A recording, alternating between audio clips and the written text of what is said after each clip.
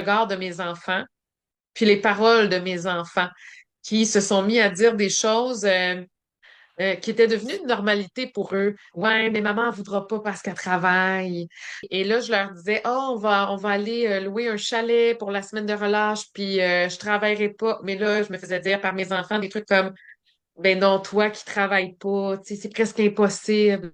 Puis c'était pas pour être méchant, mais quand tes enfants te renvoient cette image-là d'une maman qui est non disponible, ça fait vraiment réfléchir à mais qu'est-ce que je fais là? Pourquoi j'en suis là? Qu'est-ce que je voulais? Qu'est-ce que je peux faire pour corriger ça? Ah mon Dieu, ça m'a fait comme si c'était pas moi. Hmm. Moi, je ne me voyais pas comme ça. Depuis toujours, puis ça, je pense que c'est une qualité des gens dans l'entrepreneuriat. Je pense que tout le monde qui est entrepreneur a ça en dedans de lui. C'est pas quelque chose qui s'acquiert nécessairement. C'est la capacité de faire ce qu'il faut qu'il soit fait, sans se poser de questions. C'est-tu à moi qui dois le faire? C'est-tu le moment pour le faire? On a tous cette façon-là, les entrepreneurs, de dire, il y a quelque chose qui doit être fait, donc je le fais, donc ça doit être fait, il faut le faire, faisons-le. On se questionne pas. On le fait. Faut avancer. Et moi, je me voyais comme ça, comme une personne efficace. Euh, et là, mes enfants me renvoient cette image-là de dire, ben voyons, t'es pas efficace, t'es absente. Bienvenue au podcast Le courage au-delà de la peur. Aujourd'hui, je reçois Caroline qui travaille dans l'industrie automobile depuis l'âge de 22 ans, un secteur exigeant où elle a gravi tous les échelons avec détermination. Vendeuse FNI, directrice générale des ventes, puis entrepreneur. Après la naissance de son deuxième enfant, elle poursuit sa carrière comme FNI autonome, un choix audacieux qui devient le début d'un virage majeur. En 2022, elle cofonde Groupe BG, une entreprise qui offre des services de directeur financier à distance aux concessionnaires. Une vision nouvelle, plus humaine, plus transparente, plus intègre.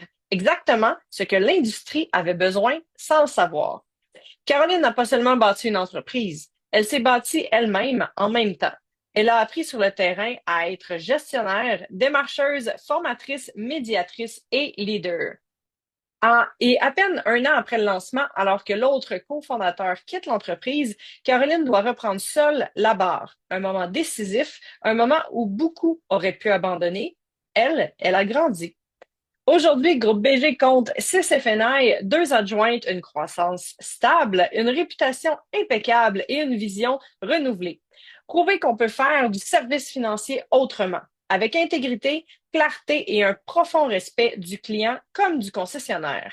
Dans cet épisode, Caroline nous offre un regard vrai sur l'industrie, l'entrepreneuriat, le doute, le courage et l'importance de rester fidèle à ses valeurs, même quand tout bouge autour. Bonjour Caroline et bienvenue. Bonjour Fallon, merci pour l'invitation. Merci à toi. Aujourd'hui, on va parler de leadership et je suis contente de te recevoir parce que moi aussi, j'ai été vendeuse automobile dans mon très jeune temps. À 18 ans, ça a été ma première vraie job pour un an. Et j'ai vu, évidemment, ça fait longtemps, là, ça fait une vingtaine d'années, mais j'ai vu les pour et les moins beaux côtés de l'industrie. Fait qu'on va en parler bien sûr aujourd'hui.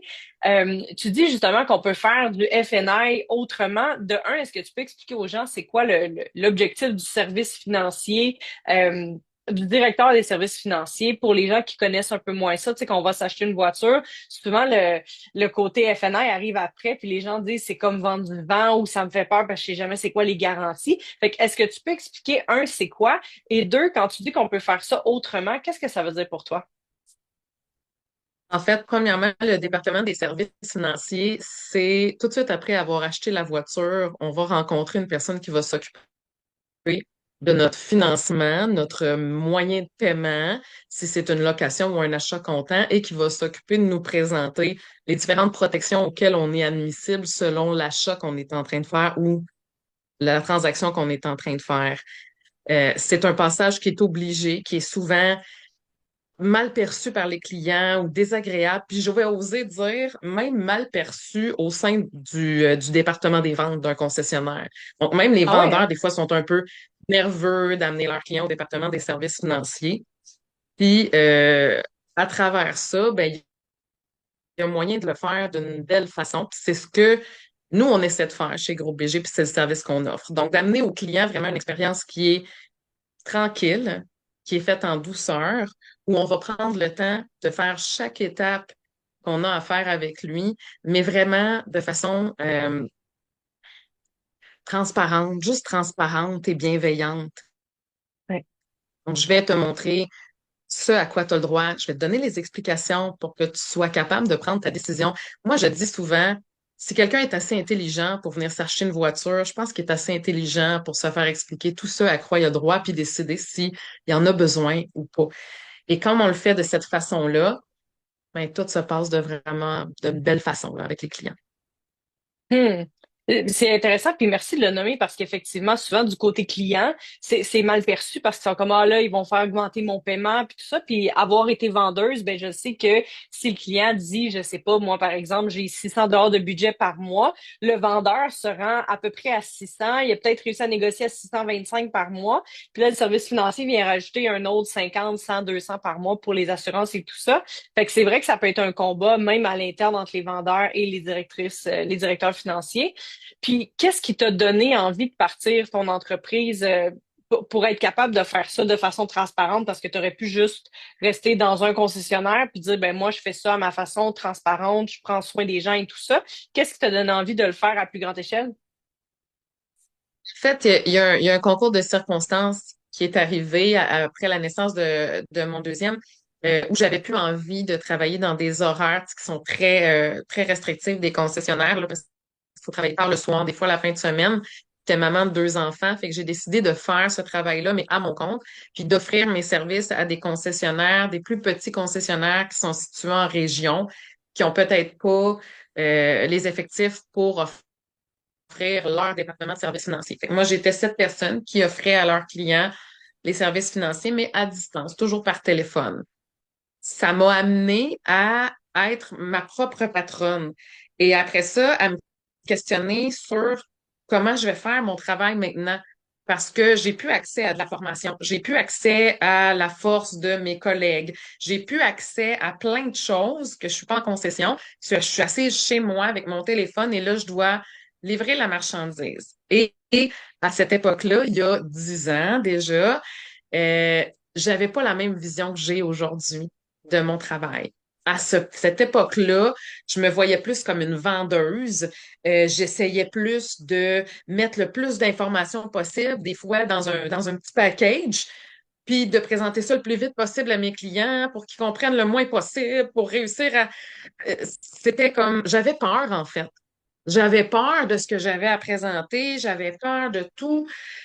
Puis j'ai décidé de prendre une formation pour moi-même à ce moment-là.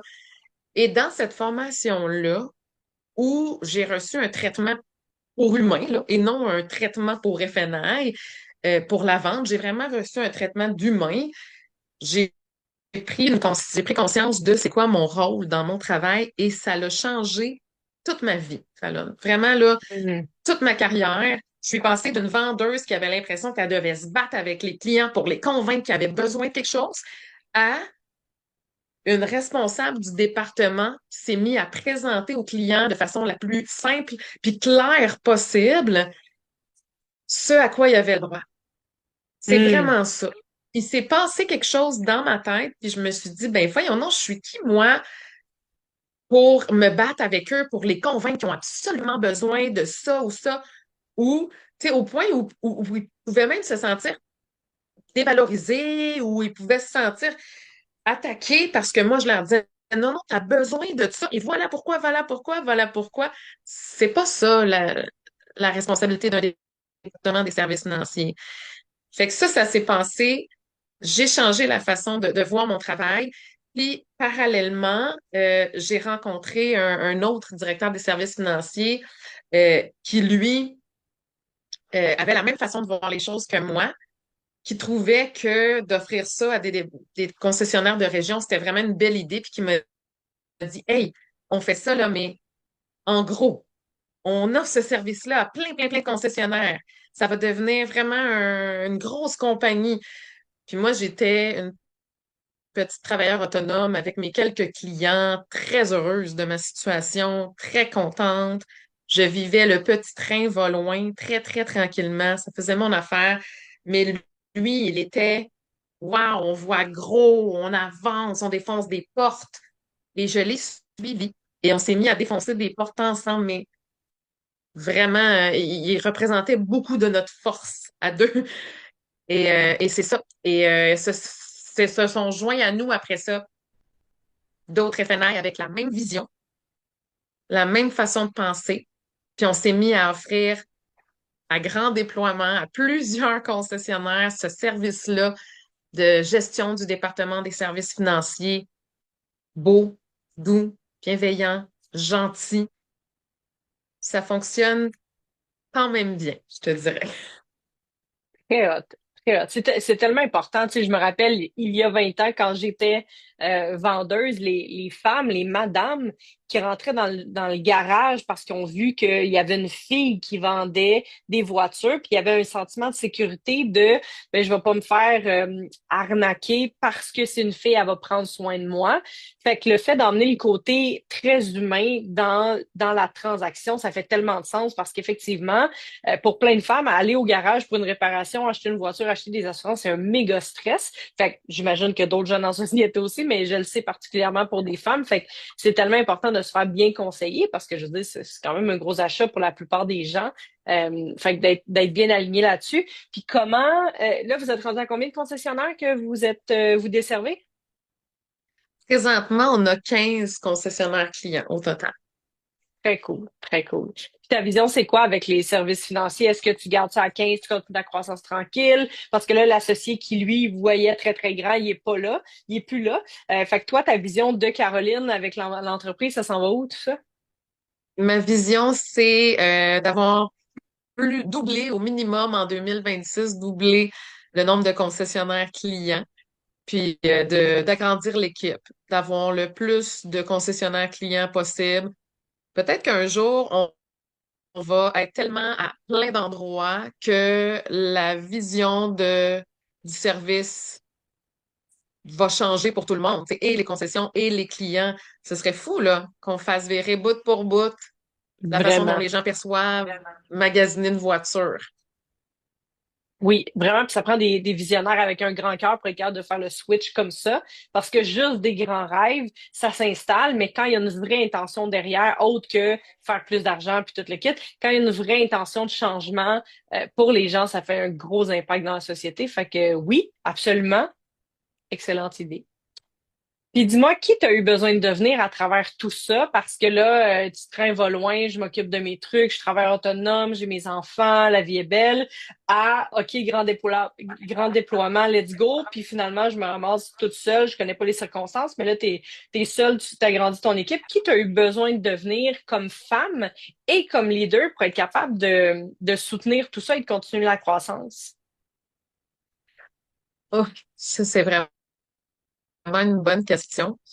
J'ai eu besoin de devenir une femme avec beaucoup plus d'empathie.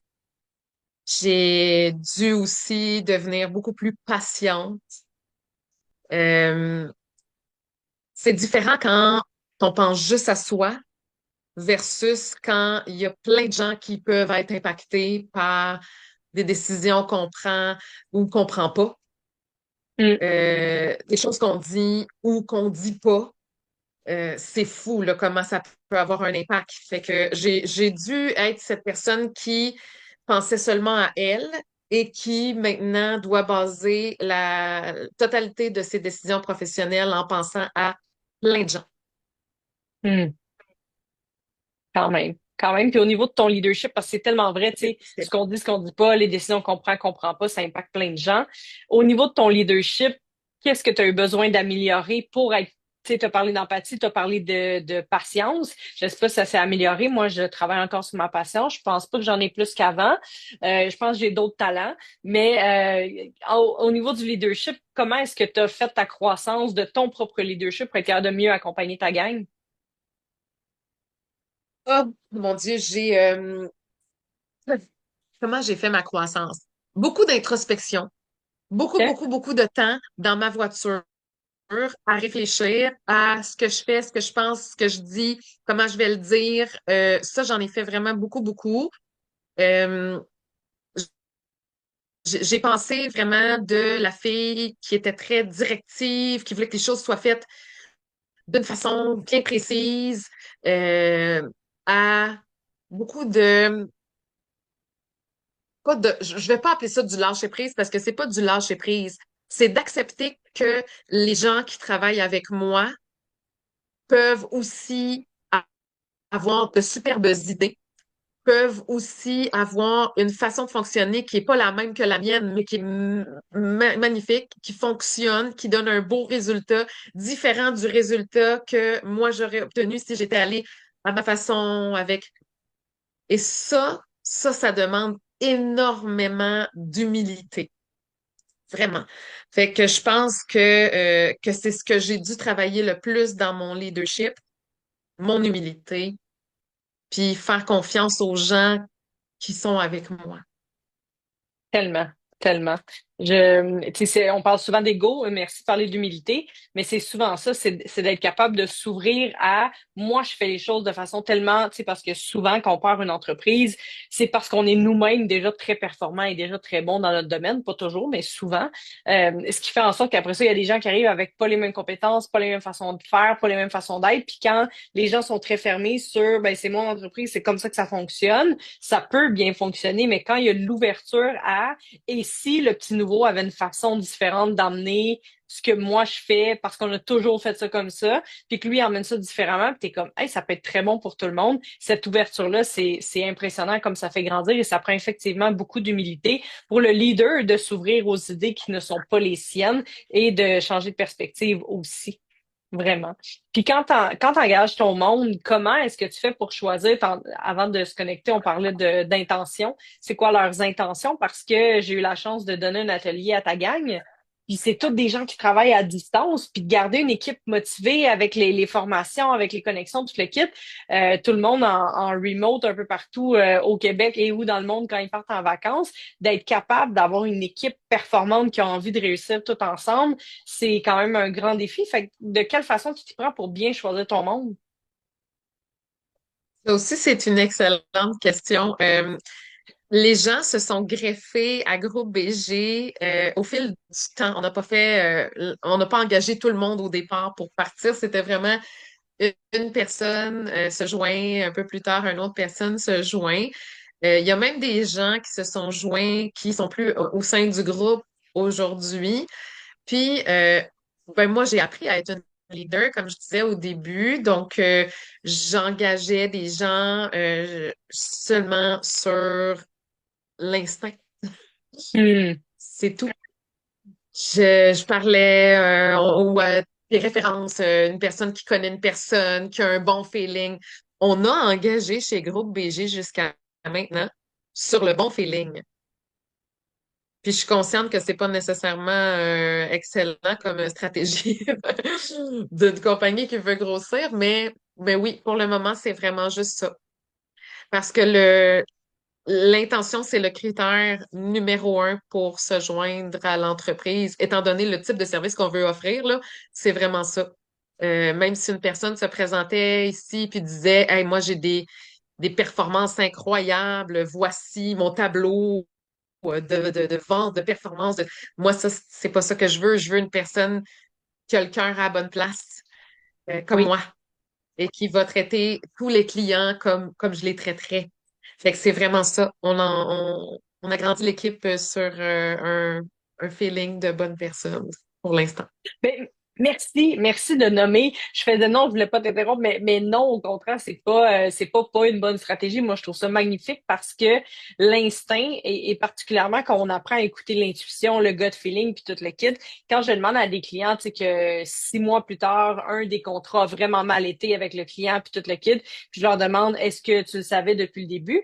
100% de mes clients me disent, ouais, ouais, j'ai eu le feeling que ce client-là, ça allait être de la chenoute tout le long et c'est effectivement ça qui s'est passé. Avec tel client, je savais qu'elle allait se passer ça avec tel fournisseur. Fait que l'instinct est très, très présent. C'est juste qu'on nous a appris à tasser ça et à prendre des décisions avec notre taille, de faire comme oui, mais c'est quoi son expérience, tout ça. Puis justement, il y en a plein qui peuvent nous sortir du papier, qui peuvent nous sortir des mots et tout ça. Puis quand le feeling en dedans est comme, ah, je comprends que tu peux être vraiment performant, mais je pense que tu vas être mon A négatif, là, tu sais, super performant, mais qui tire toute l'équipe vers le bas.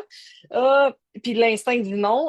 C'est tellement important d'écouter ça parce qu'en plus, comme tu veux faire une révolution dans le monde de l'automobile pour que ça soit bien fait, que les services financiers deviennent agréables, que les gens aient envie de comprendre et d'apprendre sur qu'est-ce qui va me protéger, c'est quoi la bonne garantie pour moi, puis tout ça, que ça devienne une belle expérience, d'autant plus que l'instinct est tellement important. Fait que bravo, puis bravo de le faire, bravo de le nommer aussi. Merci. C'est une grande force d'écouter son instinct. Et comment est-ce que tu fais pour garder ça aligné? Je veux pas aller dans le vulnérable parce que je suis pas certaine que vous allez dans une grande vulnérabilité avec les clients puis tout ça, mais comment est-ce que tu fais pour garder toi et ton équipe bien alignés avec les concessionnaires pour prendre soin, garder ça transparent dans un monde où est-ce que la compétition est super féroce, où est-ce qu'il peut y avoir tu sais, une recherche, tantôt on a parlé un peu avant du haut taux de profitabilité. Comment est-ce qu'on fait pour garder dans un monde d'hyper-performance, une tête et un cœur alignés sur je veux prendre soin d'eux. En même temps, je sais qu'il y a la profitabilité, il y a les lois, les règlements, les ce qu'il faut, les ce qu'il faudrait. Comment est-ce que tu fais pour garder ça bien aligné? Ça va comme ça.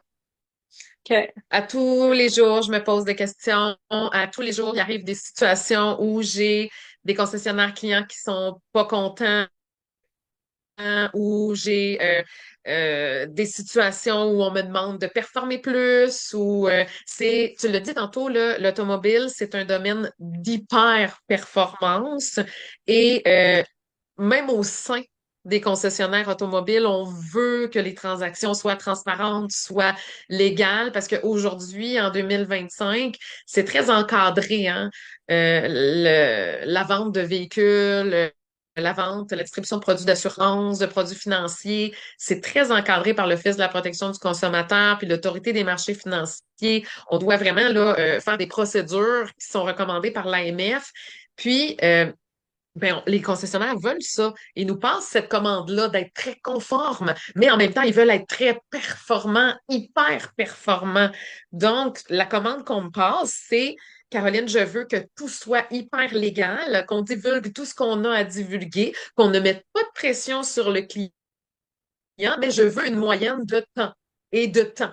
Et tout ça, là, tout ce qu'on nous demande, la plupart du temps, c'est je vais pas dire irréalisable parce qu'il y a plein de concessionnaires qui nous donnent des objectifs qui sont quand même réalisables, mais tu sais, on veut vraiment le beurre et l'argent du beurre sans cesse, constamment. Et à tous les jours, je me fais renvoyer des résultats qui sont pas alignés avec ce que les concessionnaires veulent.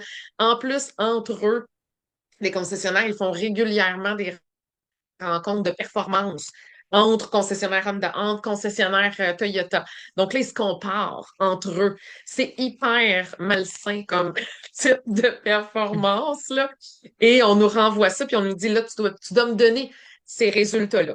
Fait que oui, Ouais. les concessionnaires m'en parlent sans arrêt, mais mes partenaires, les gens avec qui je travaille, les FNA qui travaillent chez Groupe BG, eux aussi, pense constamment à ça, ce qu'on appelle la moyenne dans l'automobile. C'est combien de sous par transaction on a en moyenne. Et ça, là, ça fait foi de tout pour bien des concessionnaires, bien des FNI. On en parle constamment. On veut qu'elles soient élevées.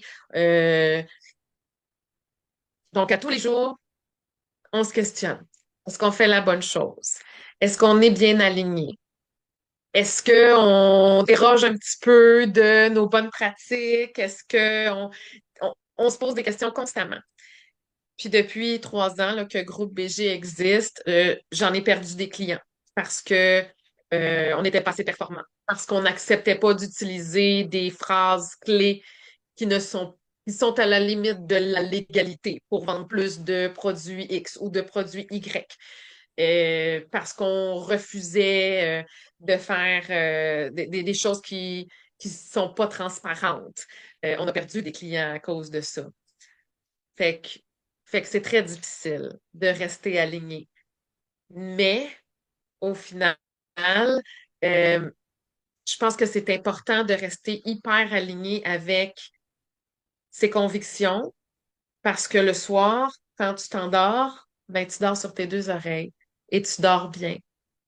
Et j'ai maintenant, après 3 ans, des concessionnaires qui veulent faire affaire avec nous justement pour ça. Parce qu'ils se sont fait dire par un fournisseur d'assurance, par une référence, qu'on est hyper conforme, hyper transparent, et c'est ce qu'ils recherchent. Fait que, voilà, c'est difficile. Au final, ça paye, mais constamment, Fallon, ça revient. Et tu te dis, est-ce que je fais C'est la bonne clair. chose? Est-ce que je suis à la bonne place? Est-ce que je suis dans le bon domaine à être si conforme, si transparente, à vouloir que ça se... Est-ce que je suis vraiment dans le bon domaine? Peut-être devrais-je aller vendre des fleurs, mais au final, voilà, c'est le résultat. Hmm. Ben, j'ai 10 000 trucs à rajouter là-dessus parce que je trouve ça magnifique. Mais la question est, pourquoi tu continues? Euh, L'automobile, ça apporte une adrénaline. Il est assez indescriptible. Euh, c'est vraiment le fun. C'est vraiment le fun parler avec des gens qui viennent s'acheter quelque chose d'aussi gros qu'une voiture à 20 000, 30 000, 40 000, des fois 100 000 dollars. C'est tellement un beau moment de leur vie. Les gens, ils se gâtent, là. Ils vivent quelque chose de vraiment cool. Puis c'est pas souvent qu'on s'achète un char. Et de faire ça avec eux autres, quand on réussit à leur parler puis qu'ils baissent leurs armes puis qu'ils se rendent compte qu'ils vont avoir un service le fun, puis ça va être agréable, c'est tellement le fun à vivre. Puis à la fin, ben là, il part avec son char, puis t'es content pour cette personne-là, et là, il y en a un autre. Puis, quand tout ça fonctionne bien et que les résultats sont présents, de se le faire dire, wow, merci, parce que ça arrive aussi, là. J'ai donné le mauvais côté, mais Oui, j'en ai beaucoup, là, des wow, merci. Les clients arrivent à leur prise de possession, ils me disent qu'ils ont tellement eu un bon service de Simon, de Isabelle, de Gélissa. Ils m'en ont parlé, ils sont contents. Ça, moi, là, ça m'apporte énormément de valorisation. Je me sens énormément valorisée quand ça arrive. Et c'est pour ça que je tellement. continue. Tellement. Tellement. Puis bravo de continuer parce que ce que j'allais dire suite à tout ça, c'est que ben, ça prend des gens qui ont beaucoup d'audace pour continuer d'avancer à contre-courant comme ça, jusqu'à temps que ça devienne le nouveau courant. Parce que ça a fonctionné pendant longtemps. Puis, tu sais, l'exemple en vente, c'est tout le temps l'exemple du vendeur de char. Que les clients sont assis, le vendeur de char, il est debout, puis il dit ça va être comme ça, rah, rah, rah, avec des exemples qui datent des années 40. Tu sais, ça n'a pas de bon sens. Souvent, le milieu de la vente, ça a beaucoup évolué, mais il y a encore des vieilles techniques qui tirent la ligne du pas si hot que ça, tu sais, pour rester gentil. Fait qu'il y a quelque chose de aller à contre-courant sans arrêt en tant que femme, ça prend énormément d'audace et énormément de courage parce que c'est si facile de faire comme tu sais quoi. Moi, j'ai pas envie de me battre contre tout ça. Je vais aller dans quelque chose de plus doux et plus léger et plus facile. Puis c'est vrai que ça serait plus facile. Et en même temps, tu dormirais dans les deux cas. Tu vas dormir sur tes deux oreilles parce que tu fais les bonnes choses pour les bonnes personnes puis c'est cohérent à l'intérieur de toi. Mais il y a quelque chose dans je vais à contre-courant sur quelque chose en quoi je crois qui peut évoluer, qui peut changer, ce qui fait en sorte que dans 20 ans, ça sera peut-être pas cette année, mais dans 20 ans, quand tes enfants vont aller s'acheter des voitures, l'expérience, peu importe où est-ce qu'ils vont aller, ça va devenir beaucoup plus cohérent et beaucoup plus éthique. Fait qu'il y a quelque chose sur changer le monde, une personne à la fois, une voiture à la fois, peu importe, mais il reste qu'avec ton équipe, c'est ce que tu es en train de faire aussi. Oui, je pense que oui. On présente les choses différemment. Oui, puis bravo de jouer la game infinie. C'est Simon Sinek qui a écrit un livre là-dessus, le Finite Game, tu sais, sur une game qui joue très fermée sur, tu sais, sur ce mois-ci, sur les ventes cette année, sur, tu sais, qui est juste à court terme pour gagner la plus grande moyenne, le plus d'argent, le plus de tout ça. Et sur le long terme, ben, ça fait en sorte que ben, le client, il revient pas dans 5 ans là, quand sa location est finie ou quand il veut changer de voiture, tout ça, versus le Infinite Game, quand tu es full connecté avec ta cohérence avec toi, avec tes valeurs, ben, ça fait en sorte que, effectivement, il y a des concessionnaires qui voudront pas faire affaire avec vous autres parce que vous vendez pas assez. Puis il y en a d'autres qui vont faire comme, mais c'est exactement ce que je cherche depuis tellement longtemps, parce que j'ai envie que mes clients aient l'expérience globale vraiment intéressante et humaine, ce qui fait en sorte que toi, tu vas aller chercher tous les concessionnaires qui fit avec toi. Fait que bravo de continuer sur tes propres valeurs parce que l'inverse serait si facile. Oui, effectivement. Effectivement. Mm. Puis c'est vrai qu'il y a il y a beaucoup de concessionnaires. Moi, je peux pas comprendre non plus qu'est-ce qui pourrait pousser un concessionnaire à accepter une démarche de la part de ses employés qui est euh, très, très proche de la légalité, de dire des choses aux clients qui sont fausses dans le but que le client adhère à une protection dans un but profitable exclusivement. C'est pas pour le client qu'on fait ça, c'est vraiment pour faire plus de profit. J'arrive pas à croire que ça peut fonctionner. J'arrive pas à croire qu'il y a encore des dirigeants d'entreprise aujourd'hui, en 2025, à la fin de 2025, qui se dit, voilà la chose à faire. Je veux vendre plus de voitures, je veux avoir plus de clients. Quelle bonne idée que de faire cette pratique-là pour faire plus d'argent. Pour moi, c'est un total non-sens. Mais encore aujourd'hui, c'est comme ça, Fallon, dans l'automobile. Fait que je peux, tu sais, les gens qui ont cette façon de penser-là du domaine, ben, ils ont raison parce qu'il y a encore un bon pourcentage des concessionnaires automobiles qui sont dans cette direction-là, qui fonctionnent comme ça. Tellement. Tellement. Puis tu sais, puis je Mhm. répète, ça fait quand même 20 ans mon expérience dans l'automobile.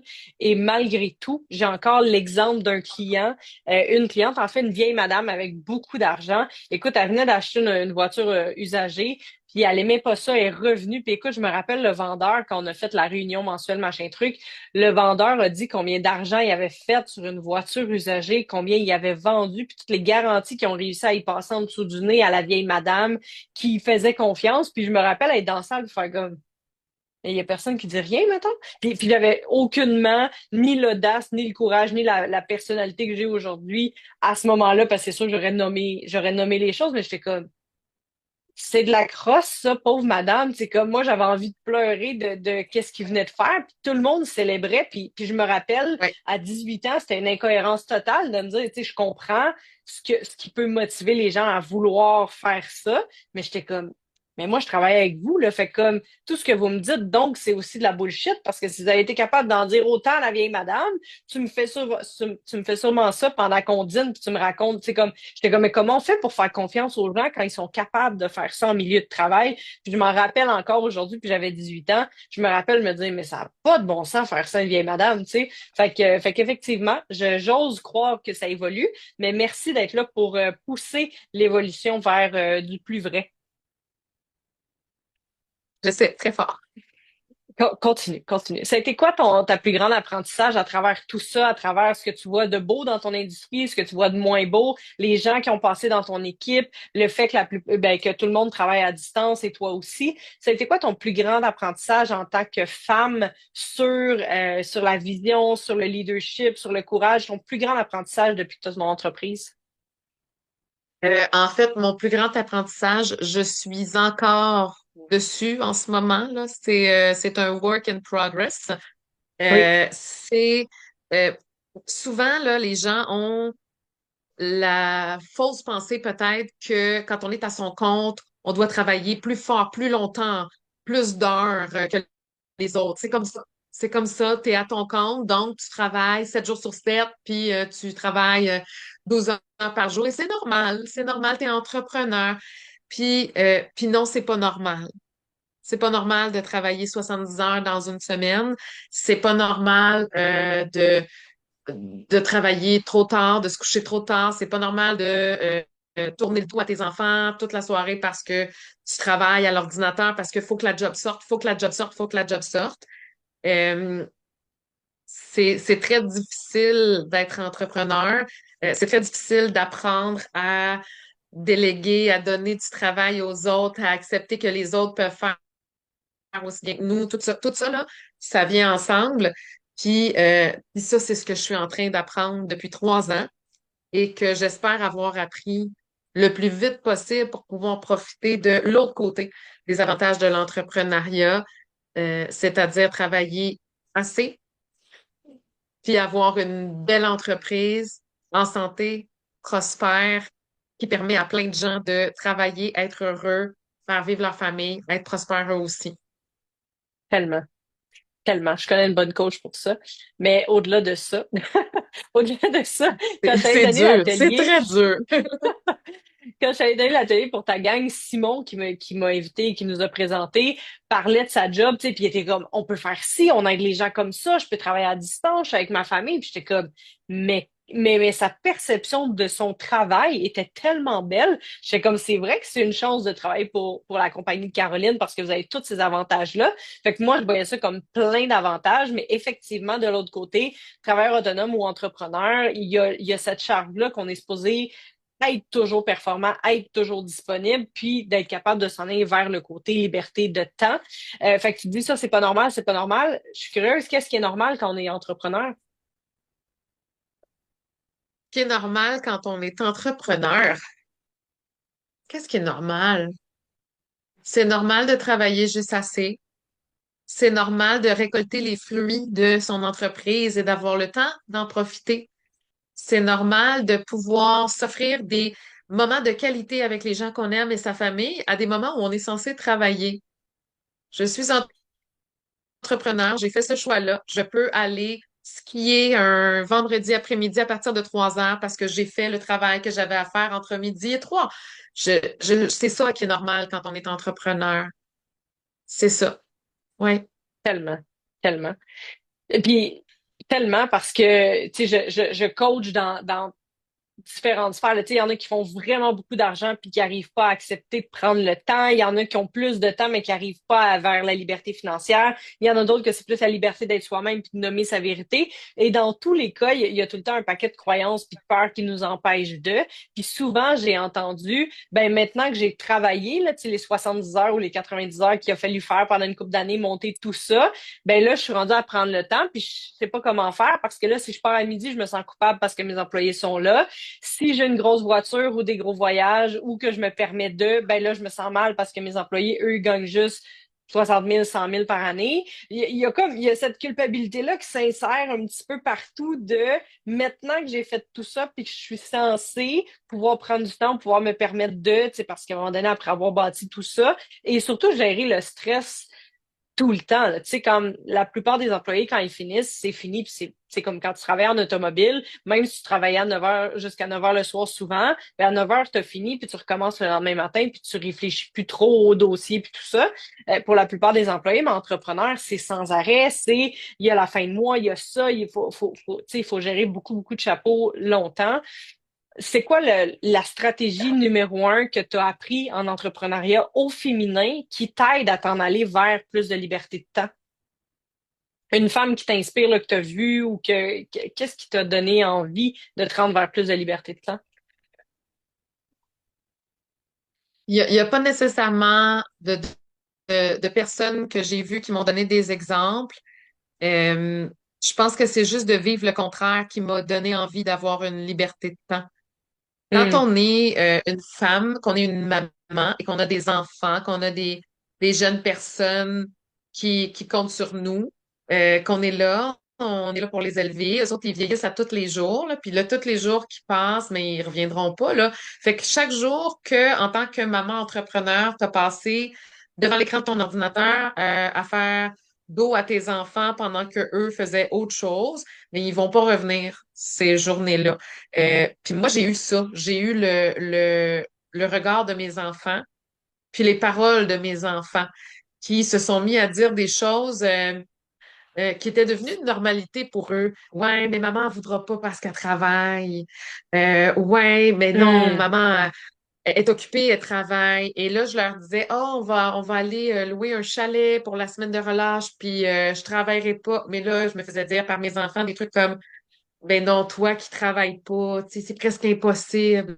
Puis c'était pas pour être méchant, mais quand tes enfants te renvoient cette image-là d'une maman qui est non disponible, qui est Oh mon occupée, qui ne fait Dieu. que travailler, ça fait vraiment réfléchir mais qu'est-ce que je fais là?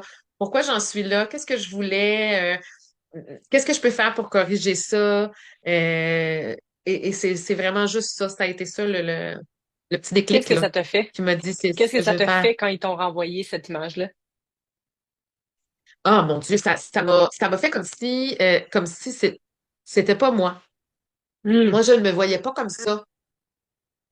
Depuis toujours, puis ça, je pense que c'est une qualité des gens dans l'entrepreneuriat. Je pense que tout le monde qui est entrepreneur a ça en dedans de lui. C'est pas quelque chose qui s'acquiert nécessairement. C'est la capacité de faire ce qu'il faut qu'il soit fait, sans se poser de questions.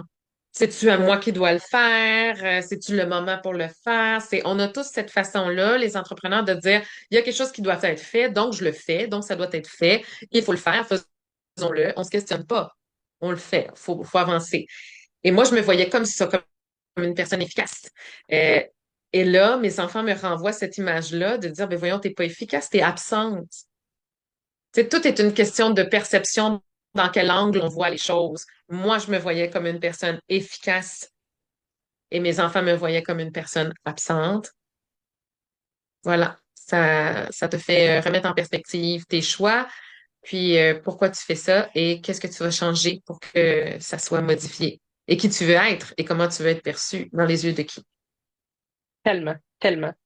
Oui, puis la plupart des, je vais parler pour les mères entrepreneurs, la plupart, c'est je veux pas retourner dans le monde du travail parce que je veux ma liberté, puis finalement, on se fait prendre le bras dans l'engrenage. J'ai pas encore d'enfant, mais je le vois tout le temps, le bras dans l'engrenage de finalement, je suis zéro disponible plus qu'avant, là. C'est juste que je suis jamais disponible, mais je suis toujours un peu disponible parce que j'ai la liberté d'aller chez le médecin à 2 heures l'après-midi, mais finalement, j'ai jamais de temps de qualité. Fait que justement, d'être capable de se ramener sur cette perspective-là de ce que tu as dit, ces moments-là, ils reviendront pas, puis c'est tellement vrai.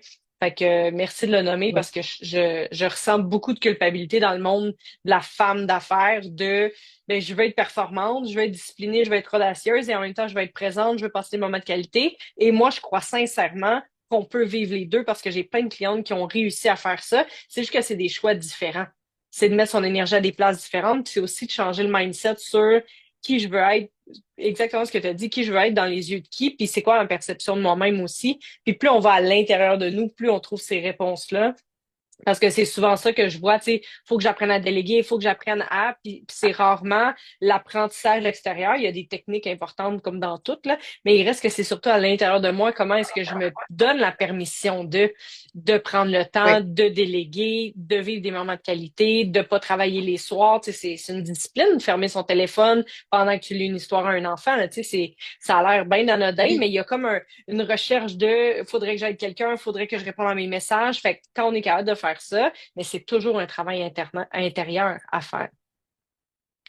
oui. Absolument. En tant que travailleur autonome, puis je le vois aussi chez les gens avec qui travaillent, toutes les vénères qui travaillent chez Groupe BG, c'est qu'il faut que tu sois capable de l'ouvrir, ta business, puis de la fermer. Mais si tu t'es pas Hum, défini d'heure d'ouverture, euh, ben tu travailles tout le temps, en fait. Mais si tu fais comme si tu avais un magasin avec une porte et que tu dis dans cette porte, il y a mes heures d'ouverture, puis le reste du temps, ben, je suis fermée. Et d'accepter que tu es fermé, ben, je pense que c'est plus facile comme ça de donner du temps aux gens qui sont proches de toi, à tes enfants, à ta famille, à tes amis, sans te sentir coupable. C'est que c'est prédéfini, donc ça doit être. tellement. J'adore. J'adore parce que si t'appelles chez Walmart le samedi soir à 10h30, ils répondent pas, tu sais. Fait que merci Non, de le dire. non. Alors, Puis le Caroline, gérant en de chez finissant, Walmart, il en a rien à faire, là, que c'est une urgence. exact, exact. Il accepte pas les textos ou les messengers le samedi soir à 10h30 pour dire que ton Magic Bullet, il fonctionne plus dans prise. Absolument. Exact. Oh là là. Alors, Caroline, en finissant, qu'est-ce que tu as envie de dire pour les gens qui se lancent en affaires, qui sont FNI, qui sont dans le domaine de l'automobile ou pas pantoute, pour inspirer justement les gens qui nous écoutent avec ton parcours ou la femme que tu es dans les deux cas? Mais moi, j'ai envie de dire que euh, même si des fois on doute, même si des fois on ne sait pas si on est sur le bon chemin, on ne reçoit pas nécessairement la réponse à laquelle on s'attendait, même si des fois on perd des clients, on en gagne, on en repère, euh, c'est super important de continuer à croire en ce qu'on croit au fond de nous, de continuer à être aligné avec nos valeurs, de ne pas modifier notre offre de service ou pour faire plaisir aux clients. Justement, là, tu sais, de ne pas ouvrir les Walmart jusqu'à 11 heures le soir parce qu'on se dit qu'il y aurait donc besoin de ça parce qu'une fois, quelqu'un nous a dit qu'il s'était cogné la nez dans la porte. On a tendance souvent, en tant qu'entrepreneur, je pense, à vouloir plaire à tout prix, puis que notre service réponde au plus de besoins possibles pour se démarquer. Mais c'est ça, quand on fait ça, on le fait au détriment de qui on est comme personne. Fait que je pense que c'est le message que je voudrais dire. C'est important d'être aligné à qui on est. Tellement. Merci et tu l'incarnes très bien. Merci. Merci pour ce podcast. Si les gens veulent te suivre, réseaux sociaux, site web, où est-ce qu'on te trouve? Euh, ben, en fait, on n'a pas de site web, on n'a pas de réseaux sociaux non plus.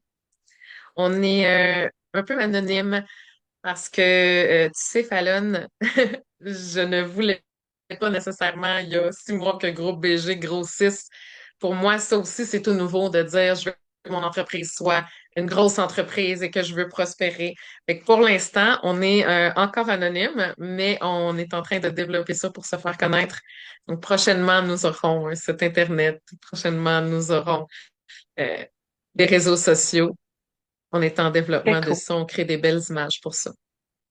Très cool. Tant mieux. Tant mieux. Puis je suis contente de voir que la vision s'ouvre encore plus. Et si ça n'avait pas été le cas, ça serait correct aussi. Et en même temps, à contre-courant, je sens qu'il y a quelque chose de très beau que tu peux créer dans les prochaines années qui va faire une différence sur le long terme. Fait que merci. Merci d'être là. Merci pour ce que tu fais avec ton équipe et toute ta gang. Alors, à très bientôt. On se revoit au podcast pour la semaine prochaine. Et merci beaucoup, Caroline, d'avoir accepté mon invitation.